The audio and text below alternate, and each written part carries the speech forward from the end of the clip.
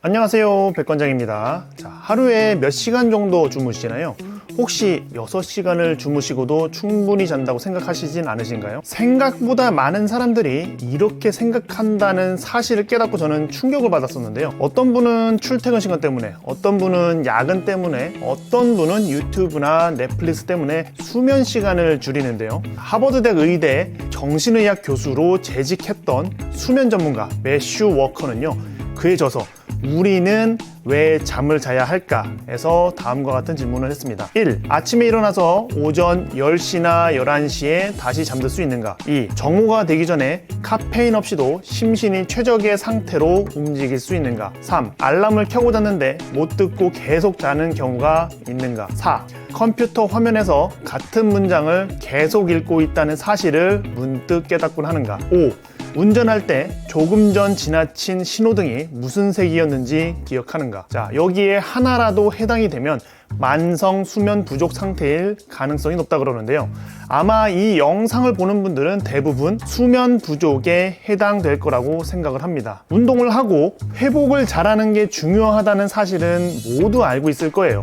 그런데 그 회복에서 가장 중요한 수면을 제대로 챙기는 사람은 거의 없는 것 같아서 이번 영상을 준비했습니다. 이번 영상만 잘 보시면요, 수면이 왜 중요한지, 그리고 어떻게 하면 잘 잘 수 있는지에 대해서 알게 될 겁니다. 지금 바로 시작하겠습니다. 먼저 대표적인 수면 부족 증상에 대해서 말씀드려 보겠습니다. 일반적으로 알려진 적정 수면 시간은 7시간에서 9시간이라고 알려져 있습니다. 그런데 정확한 적정 수면 시간은요, 개인마다 다 다르다고 그러는데요. 자, 내 수면 시간이 7시간에서 9시간 내에 들어가 있다고 해서 안심하면 안 된다는 뜻입니다. 개인마다 다 다르기 때문에 남들이 7시간 수면이 괜찮더라도 나에게는 충분하지 않을 수 있다는 뜻이죠. 수면 부족 시 발생하는 문제는요, 암, 심장마비, 수명 단축 등이 있습니다. 그런데 이건 바로 와닿지가 않잖아요. 대부분 수면 부족으로 인해서 느끼는 증상은요, 체력 저하, 만성 피로, 운동 퍼포먼스의 감소, 체중 증가 등이 있습니다. 제 채널은요, 운동 채널이니까 운동 퍼포먼스 위주로 한번 이야기를 해보겠습니다. 밤잠이 8시간 미만일 때, 특히 6시간 미만일 때는요, 다음과 같은 일이 일어난다고 합니다. 자, 1. 몸이 지치는 시간이 10에서 30% 정도 빨라지고 호흡량도 상당히 줄어든다. 2.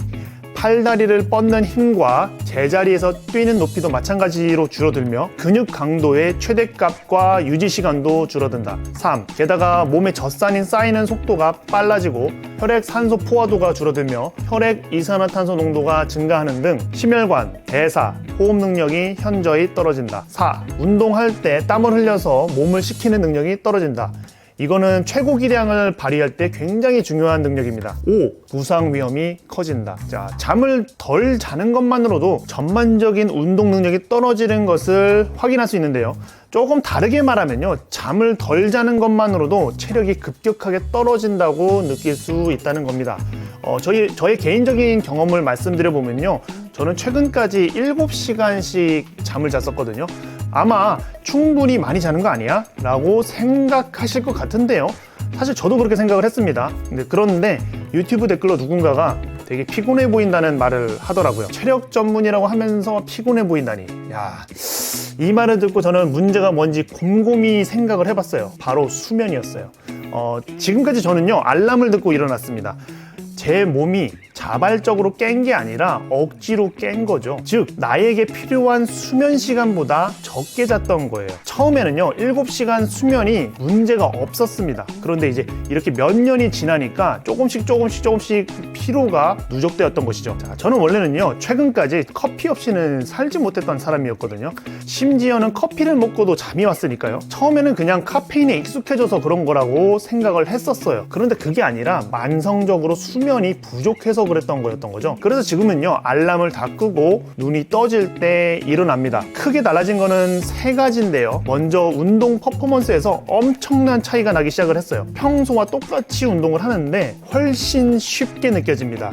그리고 피곤함이 없어져가지고 평소보다 표정이 훨씬 밝아졌고요. 저는 어쨌든 서비스업이니까 이게 되게 중요하죠. 마지막으로 커피를 먹지 않아도 하루 종일 활기차게 생활할 수 있게 되었어요. 만약에 자기 자신이 커피 없이 살 수 없는 사람이라면, 혹은 알람 없이 일어날 수 없는 사람이라면 진지하게 생각을 해보셔야 합니다. 내가 수면 부족은 아닌지 말이죠. 수면이 부족해서 체력 저하가 발생하고 있는데 엉뚱한 데서 답을 찾고 있었을지도 몰라요.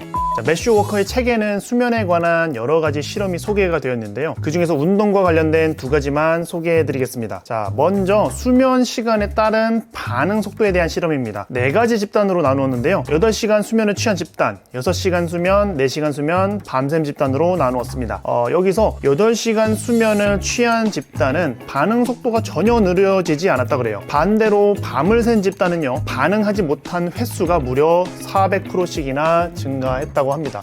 이렇게 반응하지 못하거나 지체되는 것을 미세 수면 상태라고 그러는데요. 아주 짧은 시간 동안 잠에 드는 것이죠. 그런데 가장 우려스러운 집단이 있었다고 합니다. 바로 4시간 수면과 6시간 수면을 취하는 집단인데요. 왜냐하면 많은 현대인들이 이 집단에 포함되기 때문입니다. 4시간씩 잠을 자는 집단은 6일 만에 밤샌 사람들과 똑같은 상태가 됐다고 하고요. 6시간 잠을 잔 집단은요, 10일 만에 밤샌 사람들과 똑같은 상태가 되었다고 합니다. 길면 길수록 점점 더 심해졌다고 하고요. 앞에서 제가 원래 7시간씩 잤다고 말씀드렸잖아요.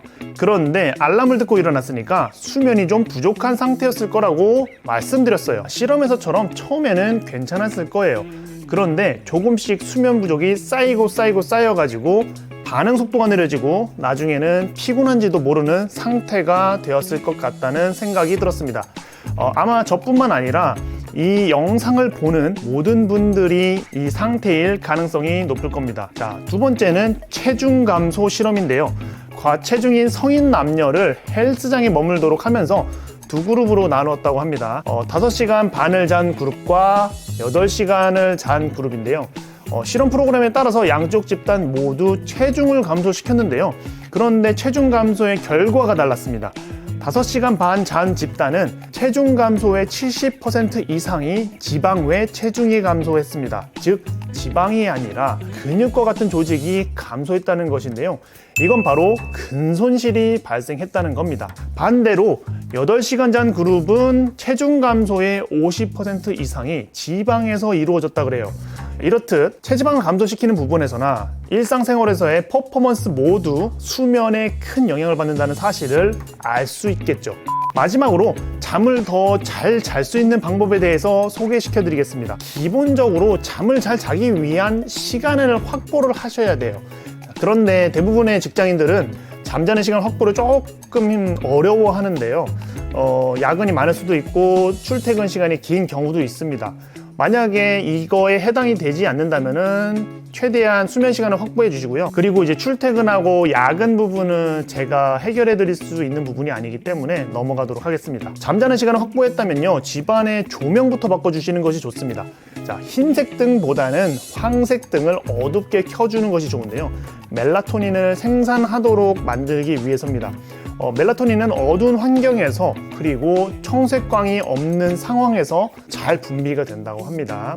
그래서 보통 집에서 쓰는 흰색 등은 너무 밝고 청색광이 많이 포함되어 있어요. 이런 이유 때문에 저녁에는 황색 등을 어둡게 켜주는 것이 좋습니다. 이케아에 한번 가보시면 아실 거예요. 대부분 황색 등을 판매를 하고요. 그리고 어둡게 조명이 구성이 되어 있는 것을 확인할 수 있을 거예요. 나중에 한번 이케아에 가셔가지고 구경도 한번 해보시고 구매 한번 해보시면 좋을 것 같아요.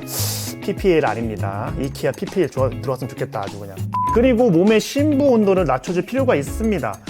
잠이 들기 위해서는요, 몸의 심부 온도가 낮아져야 한다고 하는데요.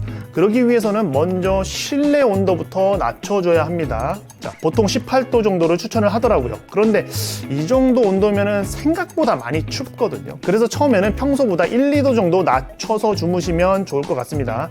그리고 자기 전에는 온수 샤워를 하시면 좋습니다. 아마 심부 온도를 낮추는데 온수 샤워라니? 라고 생각하는 분들이 분명히 계실 건데요. 온수 샤워를 하면은 피부에 모세혈관이 확장되거든요.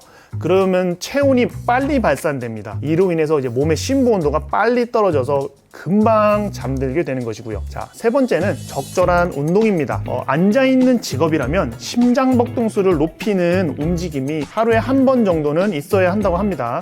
그런데 잠들기 2시간 전에는 하지 않는 것이 좋습니다. 왜냐하면 몸의 심부 온도가 높아져서 잠에 잘 들지 못하게 되는 문제가 발생을 하거든요. 네 번째는 알코올과 카페인 섭취를 줄이는 거예요. 자, 알코올을 먹으면 잠이 잘 온다고 알고 계시잖아요. 그런데 알코올을 섭취 후에 잠이 들면은 밤에 시시때때로 깨게 됩니다. 즉 제대로 몸을 회복시키는 수면을 하지 못하게 되는 거죠. 그리고 커피와 같은 카페인은 오전까지만 드시길 권장을 드려요. 몸에서 카페인 농도가 절반으로 줄어드는 시간이 대략 3시간에서 5시간 정도 걸린다고 그러거든요. 즉 3시에 커피를 먹어도 저녁 8시에는 카페인이 몸에 절반은 남아있다는 의미죠. 그죠? 혹시나 저녁에도 커피를 먹는 습관이 있다면 빨리 없애는 게 좋습니다. 5번째는 알람 설정 방법입니다. 저같이 저녁에 일을 하는 직업은 알람을 안 맞춰도 상관은 없을 거예요. 그런데 대부분 그렇지 않죠. 가능하면 알람을 안 듣고 스스로 일어나는 것이 가장 좋습니다만 이걸 지킬 수 있는 사람은 100명 중에 1명이 될까 말까 할 거예요.